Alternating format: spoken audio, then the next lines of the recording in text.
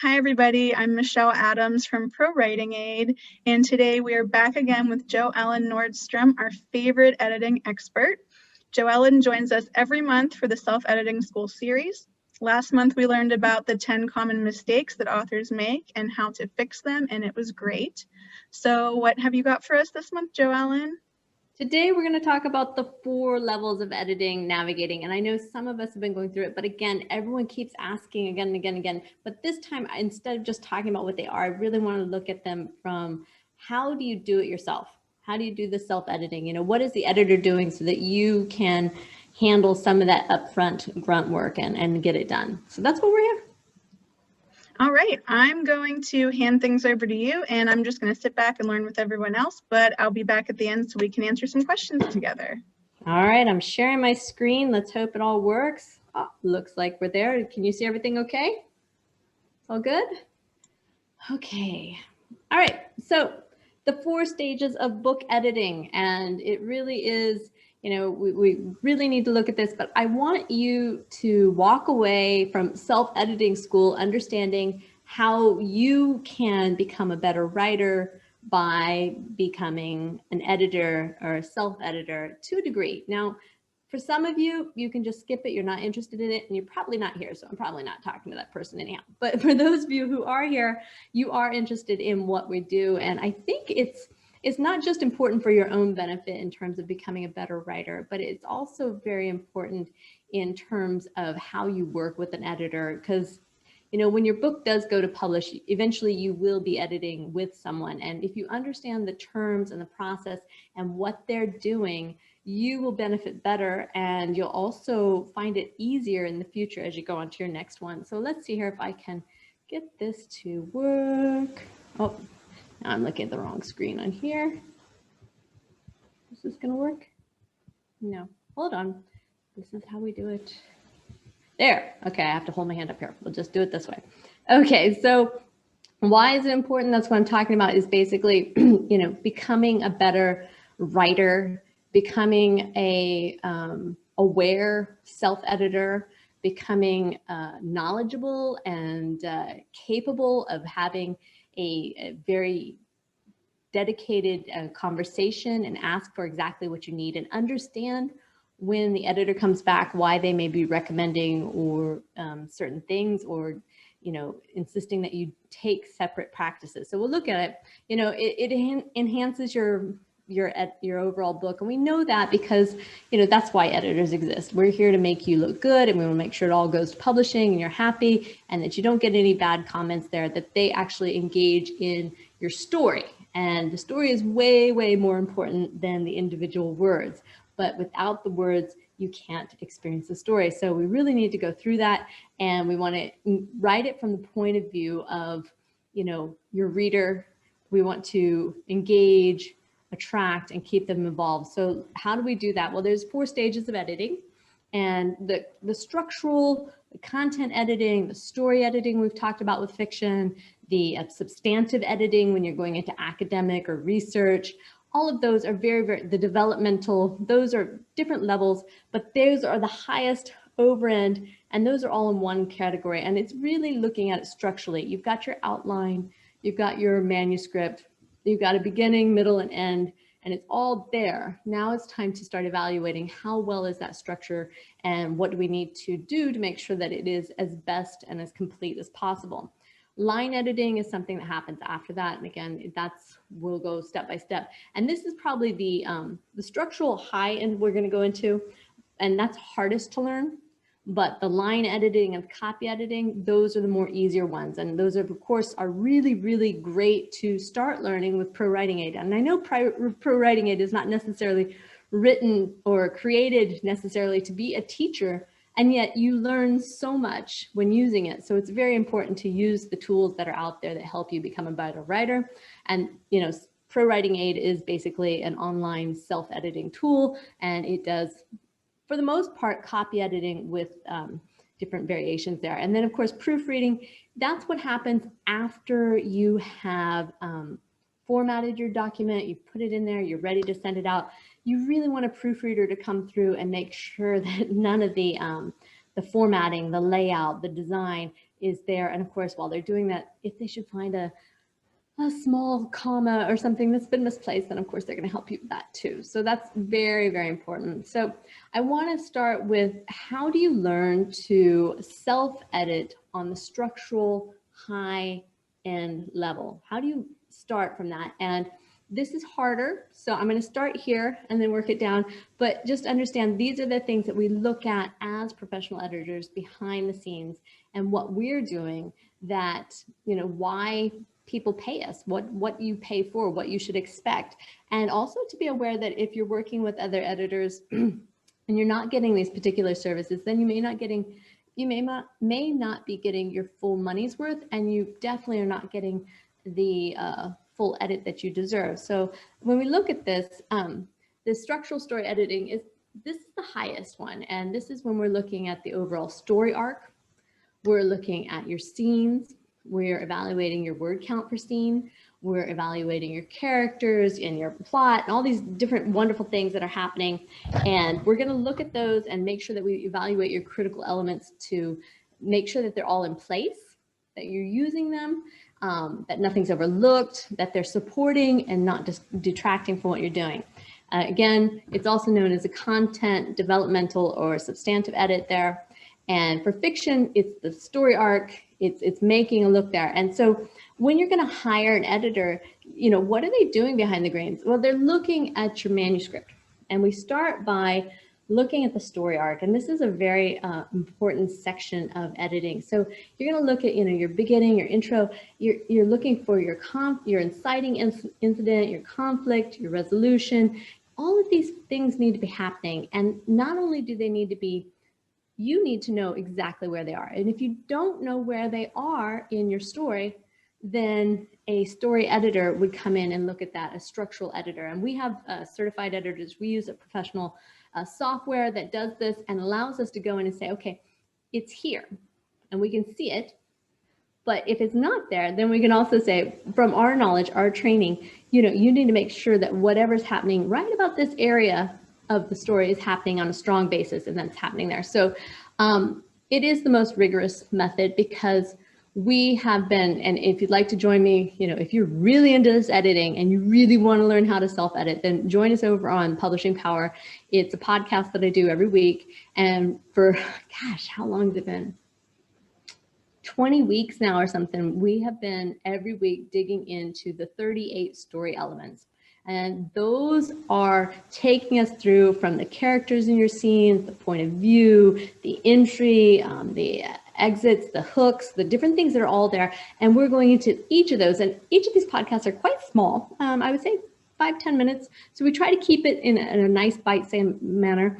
But if you were to work through each of those, you would be doing the base level of what a professional editor does. So we're going to look at those, and I printed out because it's such a huge list. But we're going through the plot, we're going through the story arc, the anchor, entry and exit hooks, flashback, how to use these. And some of these, if you also go back to, I think it was our first or second self-editing school here, you can go back and look. We went through each of these and we talked about the basic ones, and then there's advanced levels. But this is what a structural editor is doing. They're looking for your story arc. They're going to immediately check out your word count per scene to make sure that it's balanced.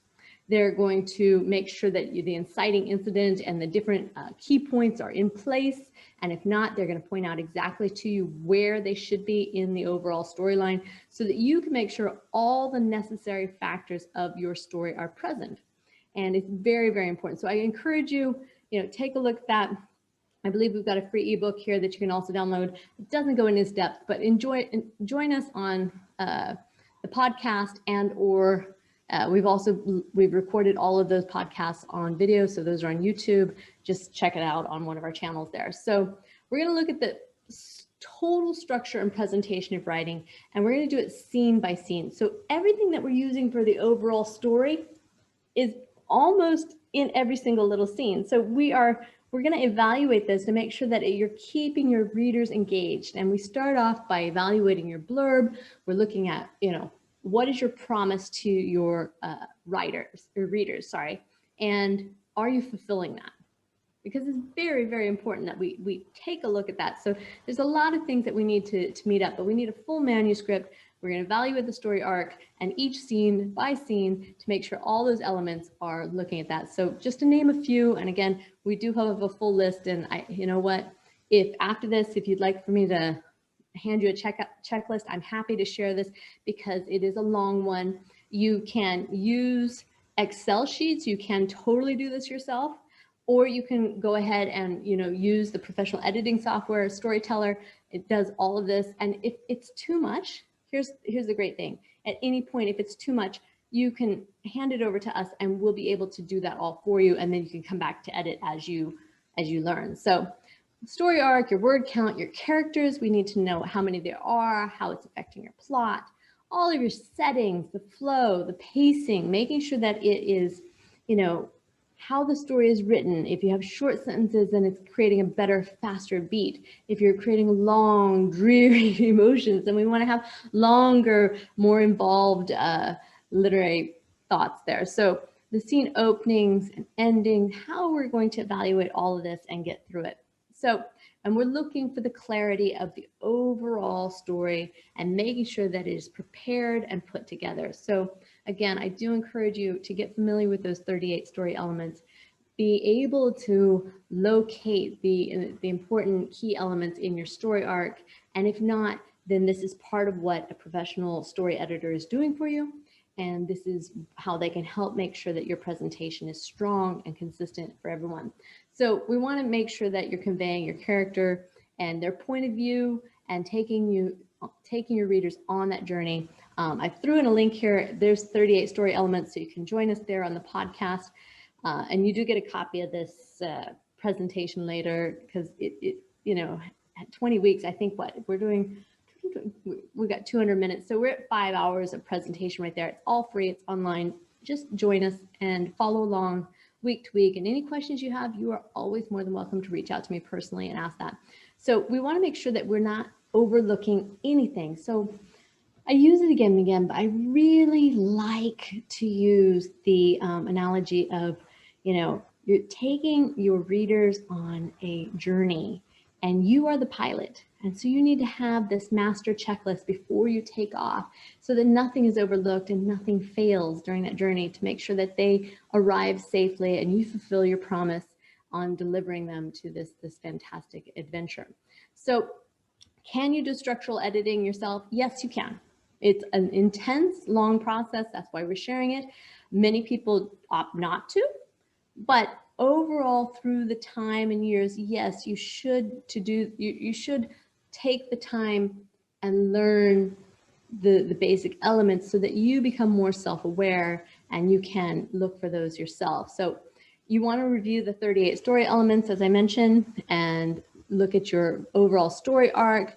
And then you're going to make sure that it's following with your blurb when we're talking about your intent and your clarity, and that the scenes are all laid out. And one of the great things is when you use a software or, you know, a professional editor, they can show you exactly where that story arc and that it follows into the desire that all humans have to, you know, follow this. It's like a pattern. It's in our brain. It's like great songs. When you got the beat and it's going right, you just naturally are attracted to it. Stories which follow a really strong story arc, people and readers are attracted to that and they want to be part of that. So we're going to set forth all those events and make sure that it's clearly done. So of course, yes, you can do it yourself, or you can content a content editor, a structural editor, and you want to make sure that when you're looking at professional editors at some point that you were asking the right things. Are they looking at your story arc?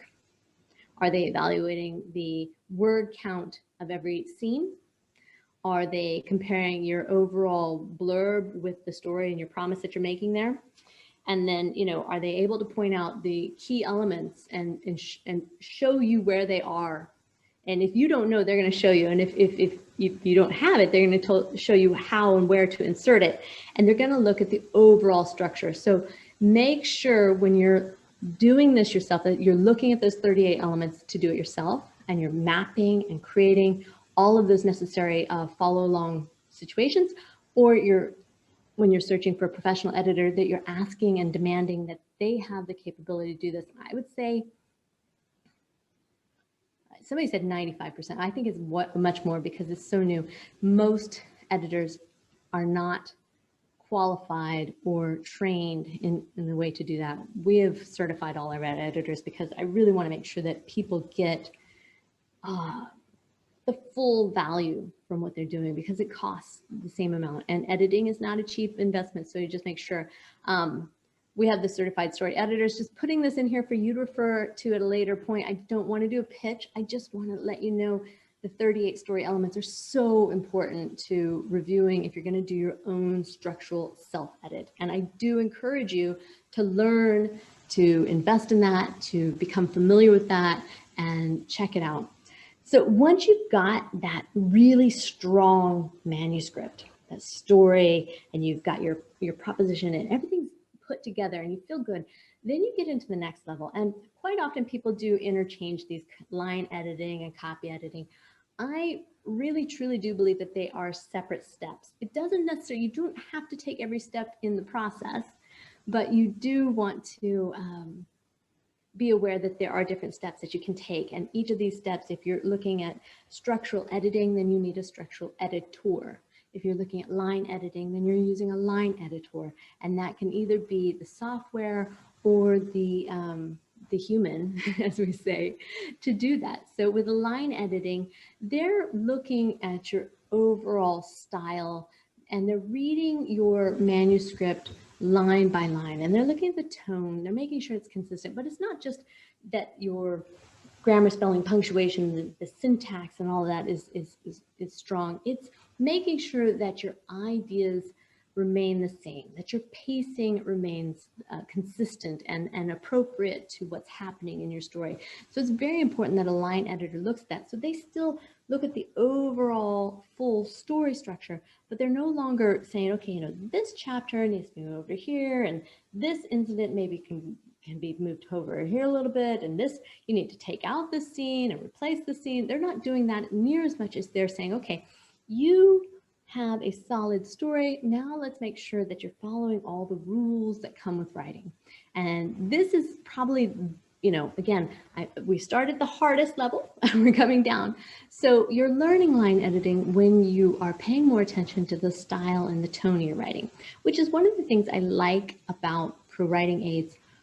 They have these fantastic reports, and a lot of this you can look at the tone and the style because they compare it with other writers in your genre, and that's really, really important that you can do that. So with line editing, you're going to make sure that everything is developing the mood, the perspective, the point of view from your protagonist, antagonist, all the people that whoever's point of view we're at, that we're developing the story around where we are in there, and that it's consistent and engaging and fulfilling the blurb that we talked about earlier.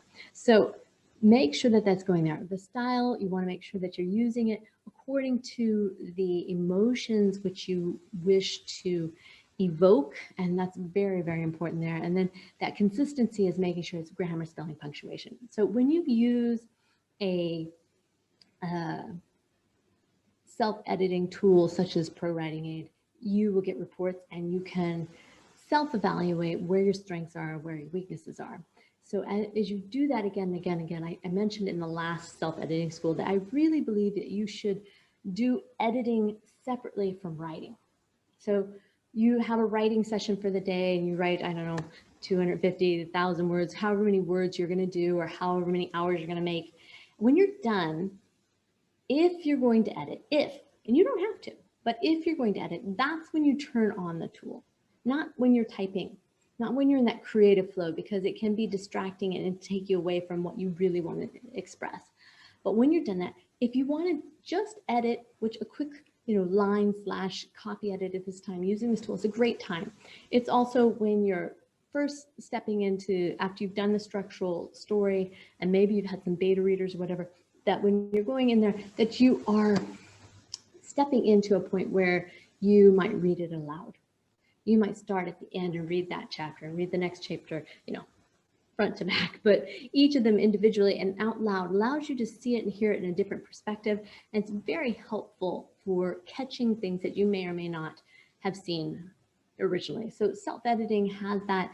But again, here we want you to use the reports, use the tools to compare with other people in your genre and make sure it matches and flows along the same consistency that you're looking at there.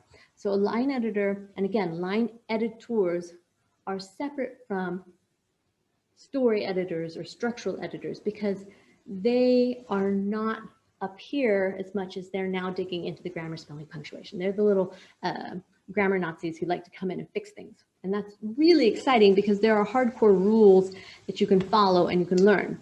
It may take years. It takes lifetimes, to be honest, but it's there, and it's easier to learn as an individual from this level than it is at the higher level. Higher level is making sure that your engaging story is going to go on and attract an agent and a publishing house and whatever way you're pursuing it. The line editing, the copy editing is more relying on the syntax, the grammar, spelling, punctuation, and making sure that you're consistent with your details and your tone and your mood and anything that you've put into there, that it follows and is consistent throughout. And consistency is what they're looking forward. So if you have struggles, then start taking notes to remind yourself, or put in your little tool there. It'll start catching it for you. And take this to your editor and show them where your weaknesses are up front. And it will save you time and money because then they will look for those. One of the key things, I think I may have, not good for me to skip over this, is with a story edit or a structural edit, when you're doing that, you're on a higher level. So we're not paying, it's not that we're disregarding, but we are not as intent on getting the grammar, spelling, and punctuation as clean and as perfect as possible. Why? Because we're going to make a lot of changes. You're doing major revisions when you're on the structural edit. When you get into line and copy edit, you are now digging into the grammar, spelling, punctuation, and that editor or your tool or yourself or whatever, whoever's helping you in this, they need to be really hardcore about catching all the mistakes and getting all the consistencies. And it has to be from beginning to end. And that's the hard part is, you know, the story can be very long and you got to make sure that this person is consistent on every single scene, every single chapter. So then we get down to copy editing, and copy editing is more easily attacked with artificial intelligence, with intelligent assistant such as ProWritingAid, because it basically follows the grammar, spelling, punctuation, the style guides. It allows you to, you know, really trust it. The beginnings of all this was track changes and going in and finding the differences there. So that was a little bit different. But when copy editing, this is the last stage of editing. You start at the top, you're working on that, and you may end up doing a lot of revisions in the structure. When you go into line editing, then you are, you know, that's multiple revisions. You're really mulling around and you get to change things and move it, but your story remains the same, but you can change the details and different things. By the time you get to copy editing, this is your final revisions, your final review before you intend to format and go ahead. And by going ahead, I mean, you can self-publish, you can submit to an agent, you can submit to, you know, whoever your peers at this point. But I do encourage you to have attach the other two levels prior to publicly sharing or submitting. Now, why would we be so careful? As we speak, there are literally millions and millions of people sitting at a computer writing around the world. This has never happened in the history of man before, nor have we had the ability to distribute this amount of knowledge, this amount of creativity so fast. So if you want to compete and if you want to stand out from those millions of other people out there, you need to be confident, secure, and 100% assured that you have a solid story due to very strong story structural editing, that you have consistent style and tone and presentation with your line editing. And at the bare minimum, before you send that out to share or distribute, that you have done a copy edit, which ensures that you're not distracting your readers with, misspellings, typos, commas, anything that's just not working the way that it should. So you need to take the time and learn through these. You will most easily learn the copy editing and use the tool ProWritingAid. You'll move on to line editing when you can dig into those more of the reports, and you can have these creative conversations with other writers, with other editors.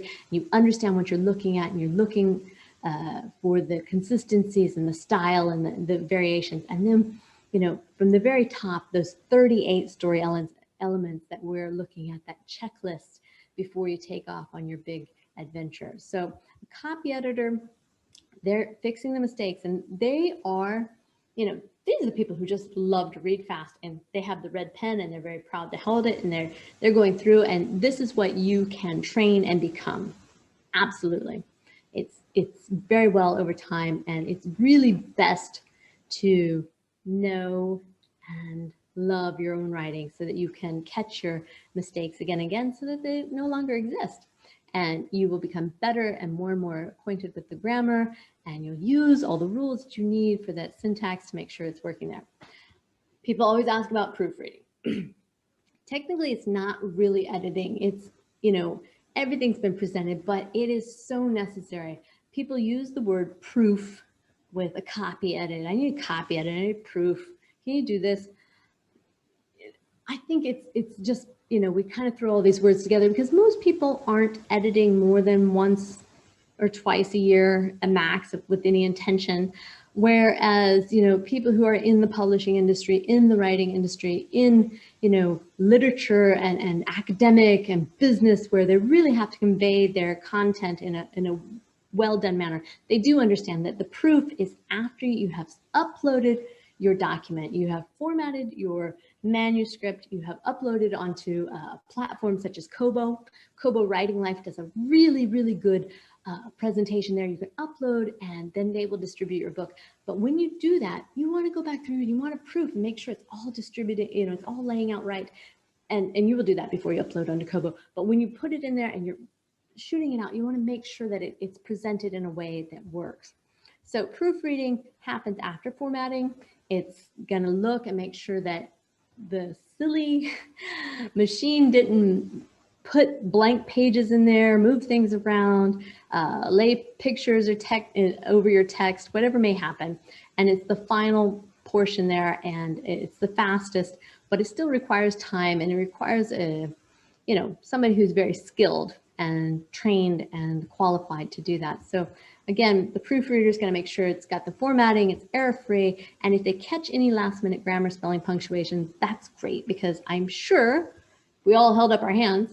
We have all read many bestsellers out there, and you still find the typo or some grammar mistake, and that's just part of the world. That's part of living that makes us beautiful.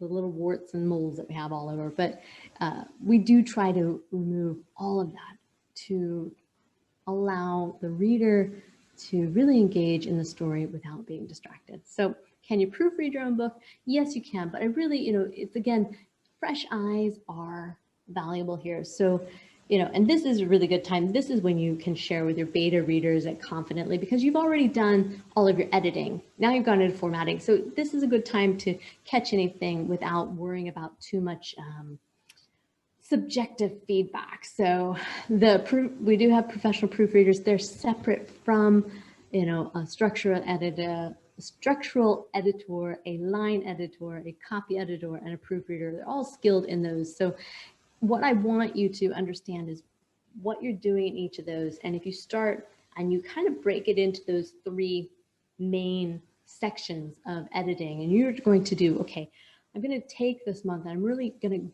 dig down into all of the self-editing and to do the structure.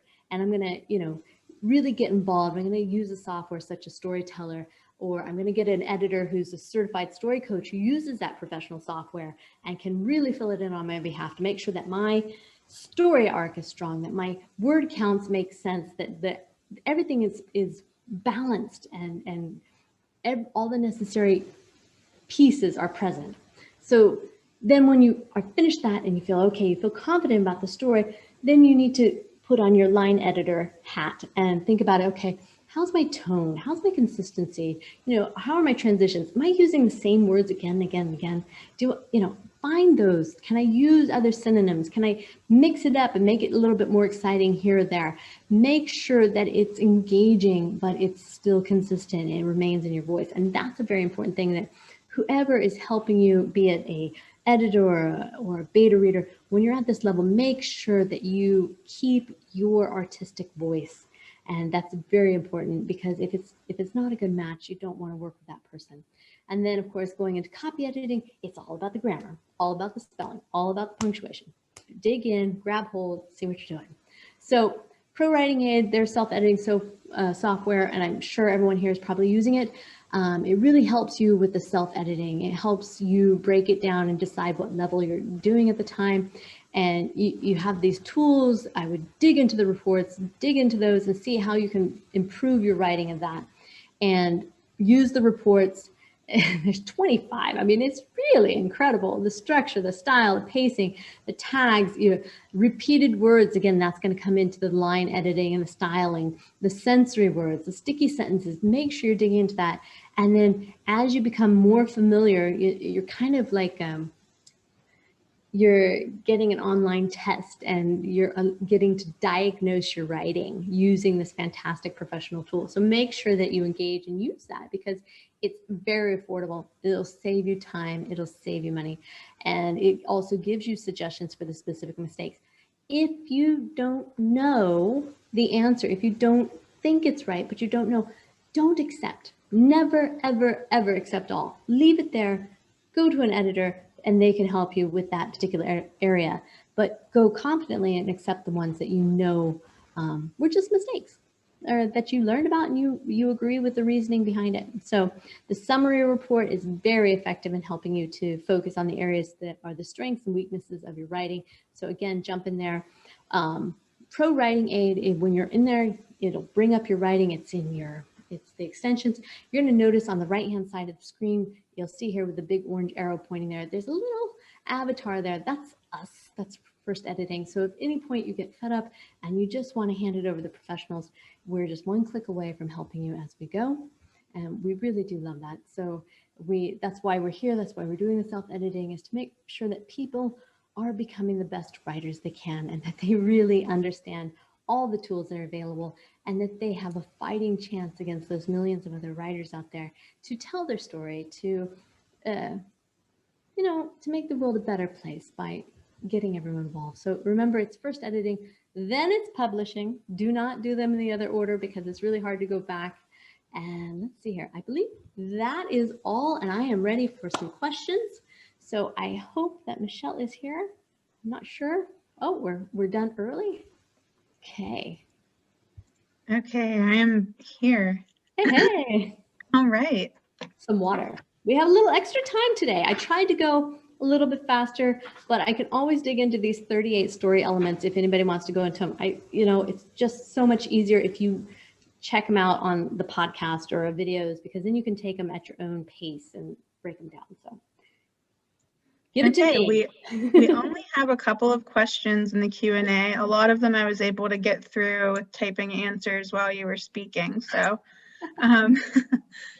so the first one says, can you give an idea of the order to use ProWritingAid Fictionary in your service? It seems to me we should do a self-edit with your podcast, then ProWritingAid, next Fictionary, and then send it off to you for the final edit, correct? And thank you in advance. Wow.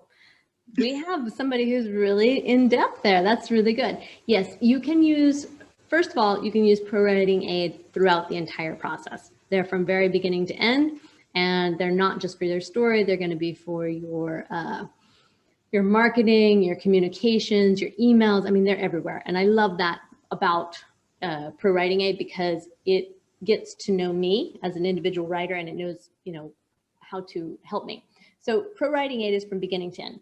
When it comes to Fictionary, you have two options there. They have two programs. They have one that's called Storyteller, and that is the self-editing software for writers. And it allows you to go in, and it is magical because it has this artificial intelligence that shows you your story arc, shows you the incidents, it helps it point it all out. However, if you're struggling with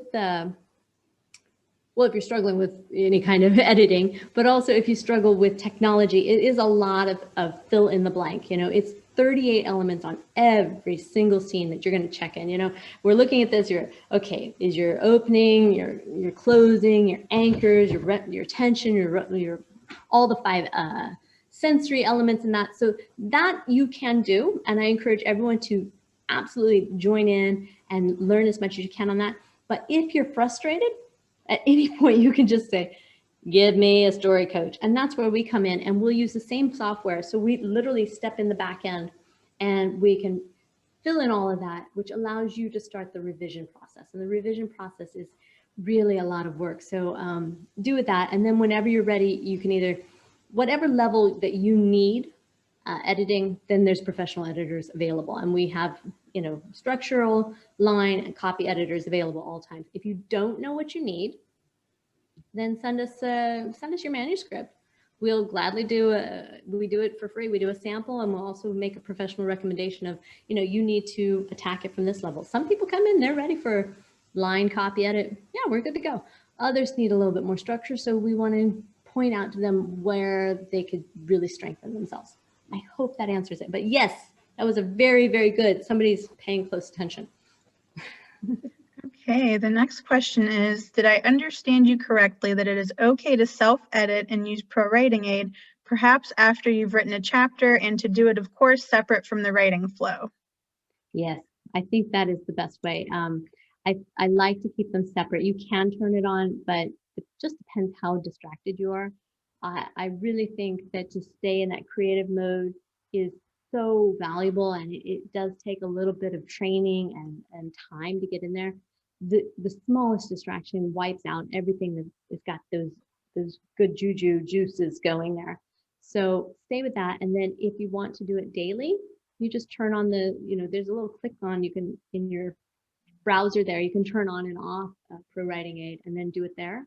The same as you would go back with your track changes or any other tools that are there and do it then. Or you can not edit day to day. You can just wait, write it all out, and then go back and edit it. So it's really up to you as an individual, but keep the writing, creativity, and that fun stuff separate from the logical, analytical section of editing. Even though one helps the other, it's you know, it's like math and music.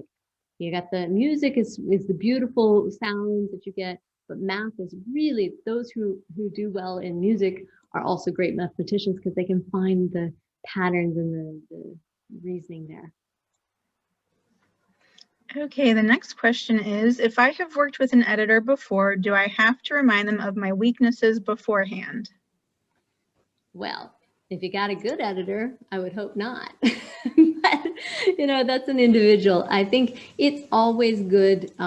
Editors are humans, and it's always good to give them that information again.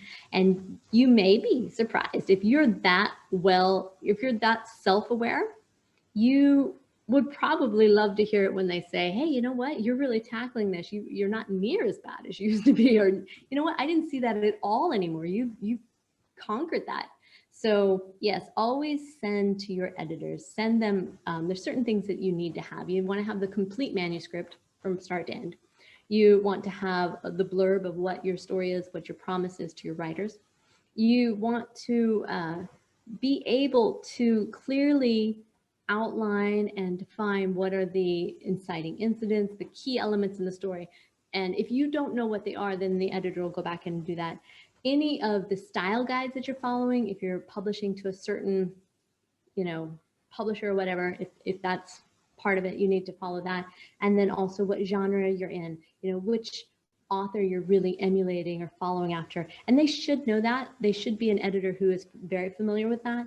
but it's always helpful to just kind of have a, you know, this is who I am and this is what I'm trying to achieve. And I think that's very helpful. And it also, it kind of keeps you on track because you have to be self-accountable and say, hey, I said I'm writing, you know, like Stephen King, but it really didn't come out that way today. It came out more like Judy Blume. I don't know why. So you just need to figure it out. Okay, our next question, does structural/story editing apply to nonfiction as well? It can if the nonfiction is a story-based description. You know, in nonfiction, which is kind of this catch-all, and maybe it's not as clear, but we'll stay into the literal novels and that. If it's, you know, it's normally motivational, inspirational, or educational. When you get to the more educational, you're dealing with facts and figures, and it doesn't really follow a storyline. But if you are using even inspirational and motivational, if you're using a storyline which tells and takes them on a story, then of course you've got to have the tension, you've got to have the resolution, you've got to have the challenges that are overcome.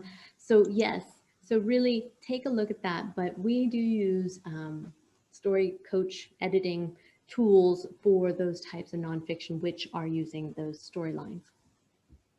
Okay, the next question is there a storyteller editing program? Yes, Storyteller is what it's called. It's with Fictionary, and that is for the writers. That is the self-editing tool.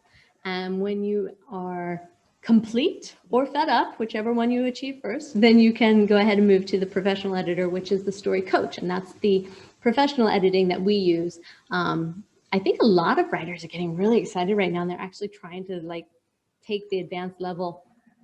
All the power to you. It's a lot of work. I've been through it myself. It's a lot of work. But the advantage of when you use a professional editor is that you also have their publishing house experience, the agencies that they've worked with, you have their successful background. So again, in addition to asking if they cover those specifics that make them certified story editors, you also want to make sure that they have a very strong background, and that means that they can show you samples of their work. You're always going to get this, oh, I can't have a non-disclosure.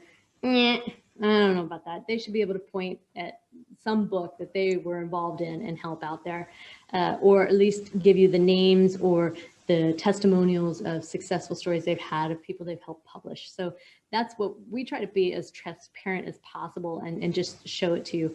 And then always do that sample. Have, you know, it's a dating system. It's a matchmaking. If it doesn't click, don't use that editor. Find your next one. There's someone there for you. You just need to find them. All right, the next question is, with first editing, do you give a time scale or deadline of any edits? Sure, absolutely. Absolutely. We have our editors, we like to be accountable. And, you know, I think that's one of the things over the years that really has separated us, one of several things, but we have a strict timeline of when we want it delivered, and we do make promises on that. If at any point the editor wants to dig in more, or they're finding some challenges due to your writing, then we're going to notify you and let you know, okay, we're going to spend an extra week or whatever doing this. Otherwise, you know, if for some reason when you're, and this is one of the buyer beware stories, when you deal with freelancers off of any directory that's out there, you need to be aware that these are people with humans and their lives, and they have children and families and car wrecks and, you know, COVID and whatever it is. And sometimes you don't get things delivered on your deadline. We have an army of editors. Something happens, I've got another person who is just as strong and just as willing and capable and certified and trained and vetted to fulfill that promise. And we would always notify you first before we changed anything. But yeah, we do deliver. So if you want to know how fast you need it, and we also offer, what do you say, rush services. Not so often with novels that people have that, but if you're on a deadline, sure, no problem. We love it. All right. Challenge. Our next question is there a story arc editing software for nonfiction? Not yet that I know of, but there are methods and books out there to help you do it. And, you know, it's a lot of Googling. I think in the future there will be, but it's a different type of algorithm that you're looking at. It's a different engagement, and there's so many varieties out there. But again, if you're writing a story, even if it's a story-based nonfiction, then that works for you, no problem. It's when you get into research and how-tos and that it's really much harder. But there are great templates coming out there. If you're in the academic world, there's a program called StoryJack. Really, really great. It's a tool that gives you story prompts and lets people test it out. If you're writing like a thesis dissertation, it kind of outlines what you need to start on. It's really helpful for students, academics, higher level research, no, but the academics who are doing one time through, very, very successful. And I can tell you more information about that, or just check out storyjack.com. Okay, the next question is, how can I best use this for an academic manuscript? Exactly. Academic manuscripts, that is different. And you really want to have an editor. We have 3 divisions at First Editing, and there aren't very many companies who do that. There's a few of us out there. And stories over here. Nonfiction, which is business and like I said, inspirational, motivational, whatever, here. Academic research, those are our PhD, super smart, got the glasses, going to come in and help you. And they are subject matter experts. They are published in journals. They have been through the process for publications, for peer reviews, for getting your advisory board accepted. So if you're looking for academic, and they said academic as opposed to research, I'm going to speak to that. And if I'm wrong, you can catch that. The academic, you really need help on how to get your thesis dissertation accepted by the advisory board to get approved so that you graduate. So you need to have somebody who has done that, not somebody who's just smart or who knows the same subject matter or whatever that you're looking at, but somebody who really understands what is the review process. And we have a couple of editors online who are just fantastic, and it makes me think about it, but they're professors. They know what they're looking for. So it's like a pre-review before you go into your review board. And it's very important to have that type of situation. And you also, when you come in, you need to make sure that you share with the editor your style guide, any of the notes and qualifications they have there, your thesis, your statement, and how you're going to propose that. You need to make sure that all your citations, your references, all of that is there and really done.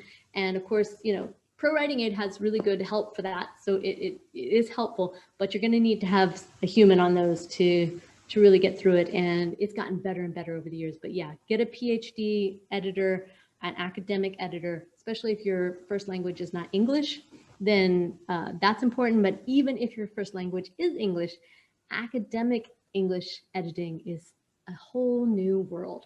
It is not the same. So we will make sure that we're adjusting to that.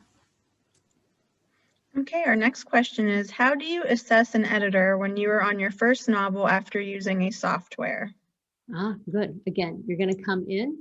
You need to give them your manuscript. They're going to need to review it from start to finish. And the key first thing is you need to know, are they capable of outlining, reviewing, and evaluating your story arc?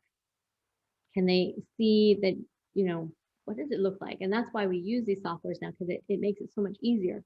But having the software doesn't tell you exactly how to make those necessary forms happen, So it's having the expert there to do that. You want to have an editor who is able to review the scenes, and you should have a good idea of this and know if they're balanced. And one of the easiest ways to see if the scenes are balanced is to take a look at the word count for every single scene, not the chapters, the scenes within the chapters. So again, it's very helpful to evaluate that from up front. Then they need to be able to point out the inciting incidents, and you should be able to point those out. If you don't, they're going to talk to you, but you need to have a real long discussion on how does that match up. And if they're not certified, trained, or vetted, or experienced doing that, they're probably going to expect you to pay the same amount as somebody who is. So make sure that you get somebody who knows your genre and can evaluate those things. But those are the basic questions that you need to ask for, and also ask them for a sample. Ask them for a sample and evaluation. so that they can tell you what they see as your strengths and weaknesses and how they would recommend working together. Okay, our next question, does a developmental edit include changing by putting in new thoughts with words, sentences, etc.? It can. Depends upon your editor. For many, many, many years, we have assisted with, we don't rewrite, we're not copywriters, or sorry, ghostwriters or anything like that. But if the editor can easily either prompt you or put in some suggested words in there, that's very helpful. But if this is something that you're looking for, like somebody who's going to either prompt or do some of the work for you, then you need to talk about that up front so that you know what you're requesting and that they're aware of that. Because if you're not very, very clear in your requests and your instructions and your needs, they're not going to naturally do that. That's not something we've done. At our company, we have trained people to jump in and do that, and it's been acceptable over the years, but only at the behest of the author who wants that and understand what that engages. But it's not going to be 50%. They're not going to come in and rewrite your book. They're going to move things around, and a developmental edit would help do that. A story edit, it's really going to be more about structurally moving things around and telling you what you have or what's missing. Okay, our next user says, I use a Mac. Can I enter my entire manuscript to use Storyteller? Yes, I believe so, but you should contact Christina at Fictionary because she will help you do that. Someone else asks, at what stage in the editing process would you recommend using beta readers? Well, and that's a little dance there. And I didn't use my really great graphic that we have that, editing is like the spiral thing. And there's not one particular place where we say, okay, now I'm ready. But I do think that you should not share or publicly distribute your book when it still suffers from, structural weaknesses and or severe editing issues, grammar, spelling, punctuation, those kind of, tone and consistency. Because the same as your reader, they're going to just take the low-lying fruit. They're going to say, you can't write this, and this is misspelled, and blah, blah, blah, blah, blah. And they're going to be distracted and not paying attention to the overall story, which is what you want. That being said, only engage in beta readers who are in the same genre, who have a proven success record, success stories of what they've done. And then choose carefully, my friend, because everybody has an opinion, and you want to make sure you trust the person before you trust their opinion. So make sure that you feel comfortable with that. But ideally, it's going to be somewhere in the line editing multiple revision stage when you're still going through. Definitely don't wait to the very end, but after structural editing and in the mid to late stages of line editing, because line editing is the multiple revision stage where you're doing things again and again and again, and you're open to these concepts and you're willing to make the changes. And what can happen, this is frustrating, but it's just part of the creative adventure, is that when you get these feedbacks, it may change your story structurally. So you end up going back to structural editing, even though you were in line editing and you thought you were done. And that's fine, because it's not a straightforward dance. It's not, it is circular, and you just need to be confident, but try not to do it too early when they're just going to look at the easy repairs and make themselves feel good instead of really helping you become a better writer with the story. Okay, our next question. Can you, as an editor, discern when a writer has used a good plotting system to outline their text? A good plotting system. Well, I mean, there are lots of great tools out there that people are using. There are fantastic ways to create the backstory and the worlds in which the character is and their whole backline, and then how you structurally put it together. And that's why we worked with the structural editing, is because it does help you become a better writer, but you don't use the editing tool in which to write. You may do a lot of writing in it, but it's not designed for that intent. So yeah, for those of you who are not pantsers, who really like to plan it out, a plot and an outline is ideal And when you get to the point that you're working with an editor, you know, having that outline can be helpful, because if your story isn't conveying what you think it is, then you have a reference for both yourself and the editor to build upon. So, but that becomes a lot more intense and a lot more consulting than maybe you want to be. So yes, we can discern if you've had a good plot, if it's following the line, but I don't know, you know, what more you want from that question. Okay, the next one, any advice for writers who are perfectionists? That is, how much self-editing is enough? Let it go. I think that, you know, don't be OCD and really, you know, love yourself. Sometimes you can put things down for years and come back, and that's fine. But I did meet Malcolm Gladwell in New York, and he was talking, and I asked him, you know, as an editor, what's your number one, you know, feedback or advice to other writers? And he's like, you just keep rewriting and rewriting and rewriting. And that's really comes down to your editing and your editing and your editing. But there is a point where you're just shining the smallest bits, and you really need to take it into, I mean, if you're doing traditional publishing, you need to go into an agent, you need to go into a house to see how it's going. You can test it on these different tools that we're talking about, and you can look at it. And there's all kinds of ways to evaluate, you know, your writing scores, those reports in ProWritingAid. But I think you kind of have to set a deadline for yourself, or a point where it's good enough. If I can achieve 90% on this report, then I'm going to take it to the beta readers and let them take a look. And you do have to let it go. Or you can just live your life writing the same story. But that's for the individual. I'm not really a psychologist to help with that. Okay, the next question is, does every scene in a story need to contain all 38 story elements? Every scene will be evaluated for all 38 story elements. However, it may not be necessary. So it's the same as with grammar, spelling, and punctuation. There are rules, and they're there, and they're hardcore, and they're written in stone, and you must follow them until it doesn't apply here.